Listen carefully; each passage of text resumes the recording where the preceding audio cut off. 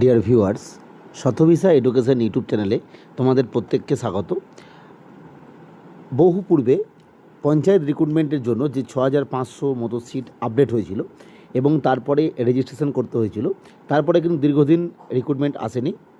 যাই হোক, এই যে নতুন সরকার দায়িত্বে নেবার পর মাননীয় মন্ত্রী, পঞ্চায়েত ও গ্রামোন্নয়ন মন্ত্রী জানিয়েছিলেন যে রিক্রুটমেন্ট পদ্ধতি পূর্বেরটাই শুরু করব, এবং সেই জায়গা থেকে আজকে তিনি যে আপডেট দিলেন, কারণ আমি বলেছিলাম যে 3 তারিখ অর্থাৎ 3 জুন সমস্ত যে বডিগুলো রয়েছে যাদের ভ্যাকেন্সি দরকার, অর্থাৎ ভ্যাকেন্সি আপডেট কিন্তু তারা কিন্তু রিপোর্ট দিয়েছে।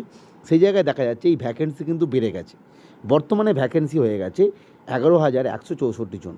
অর্থাৎ মানে বর্তমান সময় অবধি যে তথ্য পাওয়া যাচ্ছে সেটা হচ্ছে 11,164টি ভ্যাকেন্সি রয়েছে, এবং এখানে সবথেকে বেশি ভ্যাকেন্সি রয়েছে গ্রাম পঞ্চায়েত যে রিক্রুটমেন্ট, অর্থাৎ গ্রাম পঞ্চায়েতে যে টোটাল যে নিয়োগ হয় আর কি, সেটা হতে পারে সহায়ক, সেটা হতে পারে নির্মাণ সহায়ক, সেটা হতে পারে এক্সিকিউটিভ অ্যাসিস্ট্যান্ট, এই সমস্ত বিষয় যেগুলো রয়েছে, জিপি কর্মী, সেগুলোতে টোটাল 9,936। পঞ্চায়েত সমিতির সিট রয়েছে 662 এবং জেলা পরিষদে 538। কারণ তোমরা জানো যে পঞ্চায়েত সমিতির যে ভ্যাকেন্সি সেটা কম থাকে, জেলা পরিষদেও কম থাকে।